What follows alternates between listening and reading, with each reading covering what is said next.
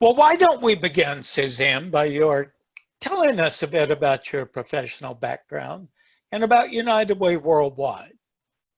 Well, Doug, first let me say thanks for having me on again. It's been great to catch up and leading up to this conversation. My career started, I've only ever been in human services. I started my first job after graduating from college was I joined the Peace Corps, and I served in Thailand for 2.5 years and just fell in love with the idea of service. And then when I came back to the United States as a young 20-something-year-old, I was lucky to land a job at a nonprofit in New York City, which was focused on helping immigrants and refugees get acclimated to life in America. And that solidified for me this desire to be in service. And I found the United Way, again, fairly early in my career. I started in Portland, Maine, with the United Way of Greater Portland, and I worked in many different positions in that organization. I learned nonprofit leadership. I had great mentors. And then I spent some time, actually my first CEO position was with the American Red Cross. I left the United Way and I was hired by the American Red Cross into a COO position, but within about 6 months, my CEO got called up to the national organization, and I was asked to serve as the interim CEO, and eventually I got that. And that was the beginning of my CEO leadership. And I eventually ended back up at the United Way of Greater Portland, where I served as a CEO for 5 years. And then most recently, I was leading the United Way here in the Tampa Bay area of Florida, United Way of the Sun Coast. And a year ago, well, 11 months ago, I transitioned into my new role, which is US President for United Way Worldwide. So now, having led at a local level, I'm now leading the US operations of United Ways. There are 1,100 United Ways in the United States. We're actually in 180 countries. We're the largest. Oh, really? 180? Yeah, we are a global organization. I lead the US operations. And we're the largest privately funded traditional nonprofit. I mean, there's like the Fidelities out there, but we are in almost every community in the United States with this vast and varied network of local United Ways. And our mission is to mobilize the caring power of people to improve lives. And we focus on creating equitable access to education opportunities, financial stability for families, and then access to health. So we really take a holistic approach at looking at what are the needs in a community and how can we support how different programs, organizations, and strategies work in a holistic way. Now, you have your own board of directors. Yes, yes. Right? I report to the US board. There's a global board, and I report to the US board, yes. How's the global board chosen? The global board is chosen from the international membership. So from the 180 countries, it's representatives from the globe. The US board is representative, obviously, of the US network. And so the US board is made up of senior exec CEOs from the Americas, and then on the global board there are many global CEOs, for example. Okay, so you took on this challenge of heading the US operation a little over a year ago, is that right? Yep, and it'll be a year at the end of July. Okay, well, that's coming up fairly soon. Well, what led you to take on that challenge, to accept the challenge of becoming president of the US operation? The reason I took the job was because I've been a part of United Way in total probably 19 years through my career, on and off, and in different positions. But for the last 10 years, leading local CEOs, I was very active in the national network from sort of a volunteer perspective. Have worked very closely with the leadership at United Way Worldwide to be sort of a peer leader in helping strengthen the way our network of 1,100 United Ways work together.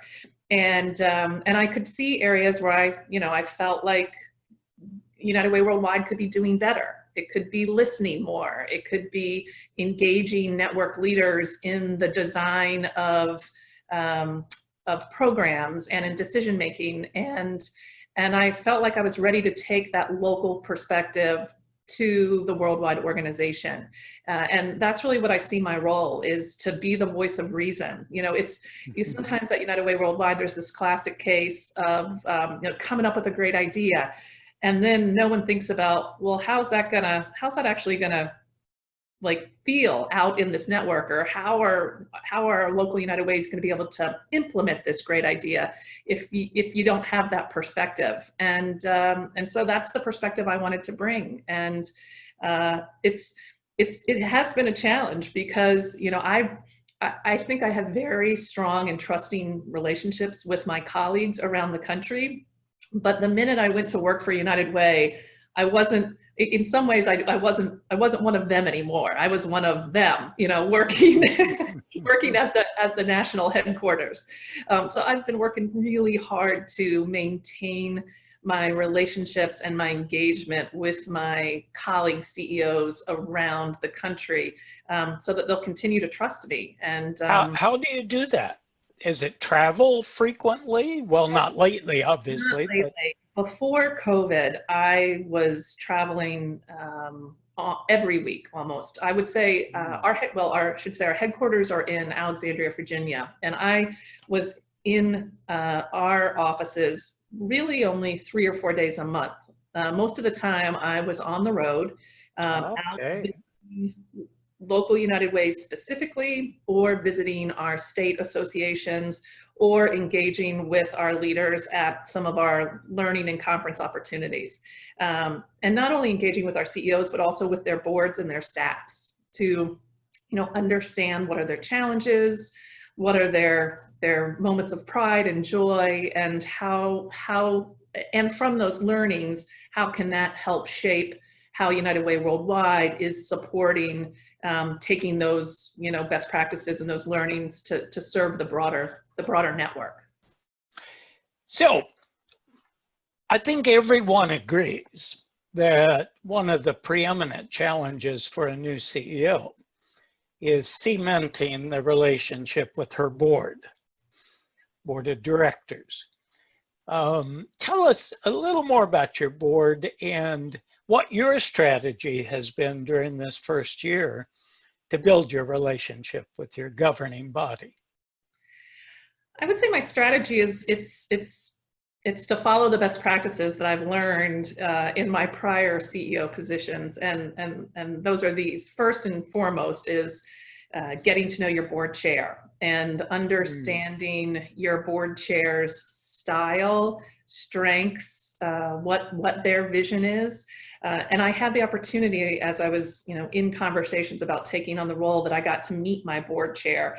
And I can tell you, like, I hit the lottery when it comes to board chairs. Just a very super smart, strategic leader. He's a executive vice president with Synchrony Bank, and just in addition to being just an amazing human being, I really like the way he thinks, and we hit it off. So I felt like I really was in a good position in starting, and I did what I've done in my past experience, and that is spend, you know, one-on-one time with each board member, asking them what is their vision for the organization, asking them what was their advice for me. I did one-on-ones within my first month with every single board member, and then was able to take from those conversations. I took from those conversations and built, though, you know, sort of not only from those conversations, but with other input from the rest of my team, to really create then my 60, 90-day plan, and to be able to share back with the board, you know, what I'd heard from them. That also gave me an opportunity to be able to start to understand the areas of the organization that they have the most personal passion around, so that I could, as I've moved into this year, been able to engage them on initiatives or ask for advice around specific areas. For example, one of my board members is she's like a head of marketing and communications for Truist Bank, which used to be SunTrust Bank. So, when I'm thinking about, marketing or messaging, sometimes I'll reach out to Susan and ask her for input. One of my other board members was the former chief diversity officer at Johnson & Johnson. And so as we've been working on our diversity, equity, and inclusion work, I reach out to Anthony to get his advice. And I think that's enabled me in this year to be able to, it's hard because they're spread out. I mean, they're all around the country. It's not like your board members are in a local community and you can see them. So it took a little more effort. But I think those principles of engagement early on and listening and learning, I followed those. And I feel really lucky to have, I've been lucky my whole career to have very strong, high functioning boards. And how large is the board? It's actually, we're a little small right now. We're just starting, really getting geared up for some active recruitment. I think we have about 14 members right now. We want to get that up by another maybe 4. So we're going to be, we've actually already started that process. So. How much of your time would you say on the average you spend on board matters, what you might call governance, directly and indirectly? How much of your CEO time? In some ways, actually, Doug, in this new position with the national organization, I have to spend less time than I have in my previous roles, and the reason for that is that we actually we have a very highly sophisticated sort of governance structure, I would say, and we actually have a director of board governance. So we have a full-time staff who all she does is not all she does. Her focus is on supporting the boards, working with me to support the U.S. board, and then working with Brian Gallagher, our global leader, with supporting the global board. And so she really keeps things on track. It was something I had to get used to, because I was so used to having to, okay, well, I'll get this communication out, or let me make sure and follow up. And she does a lot of that for me. I spend a lot of time with my board chair. Even at the national, we check in regularly every other week for, a half hour to an hour conversation. Especially now, given all that's going on with COVID.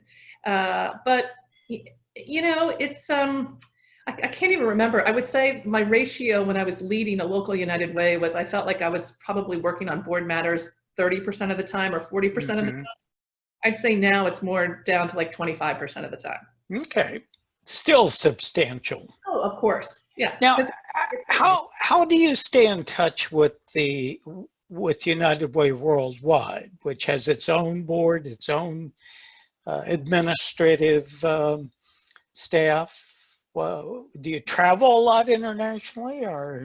Well, I was going to, and then COVID hit. I hadn't been in. COVID hit, right? But I do attend all the.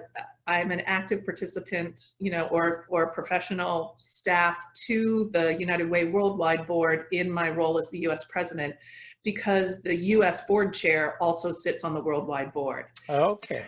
So he's the volunteer link from the Worldwide Board to the U.S. board, and I'm the professional staff person's link. And so, for example, just this past week, we had our Worldwide Board meeting, and I am always an active participant in providing updates and posing strategic questions around the U.S. strategy. And then we actually have an international president who represents the rest of the United Ways. It's a much smaller universe of United Ways. And so our global strategy is not always the same as our US strategy, just given, different ways the world works. It's interesting. I wasn't even aware of United Way Worldwide. And I'm curious, listening to you, how aggressively the U.S. United Way has been in building a worldwide network. I assume it's an export. United Way was created in the United States, right? It was created in the United States, and then and then there were separate United Ways around the world. There was an international, I think it was called an International United Way, but it was a separate organization. And it was I think in 2005, the two organizations came together. There was United Way of America, and then there was International United Way, and they came together and merged into the United Way worldwide global. I see. Yes. Okay. Now, as you took on this challenge, taking the helm, U.S. United Way, did you have in your mind, or did you very soon thereafter create a set of what you might call CEO-centric targets, targets uniquely yours, beyond just leading this new organization, for you new, and obviously you're responsible for the whole organization, but what impacts did you yourself as a new CEO aspire to create? What were your CEO-centric, if you will, targets? I think a couple, and I hope this is, well, you know, we all have our vision of what CEO-centric is. One for me personally is I wanted to, and this goes back to my experience having been a local leader interacting with the national organization, is two things were really important, is that I always led with, maybe three, led with transparency and open communication. I think, you know, part of my experience over the last, you know, many years interacting with the national organization, there have been periods when there's felt like a lack of trust. And so for me personally, wanted to make sure, as hard as it got, that I was always going to lead with transparency in order to build trust. And so that's just being hyper vigilant on my own communication style. Mm-hmm.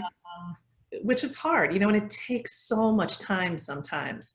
And that's been the area that I think I have, like, I've met that goal, but, well, I'll say I've been true to it. I've been true to it, and yet, you know, communication challenges still continue. The other is, for me, I mean, it's a CEO-centric goal, but it's also an organizational goal. And again, this is based on my experience having been, you know, connected to the national organization as a local leader.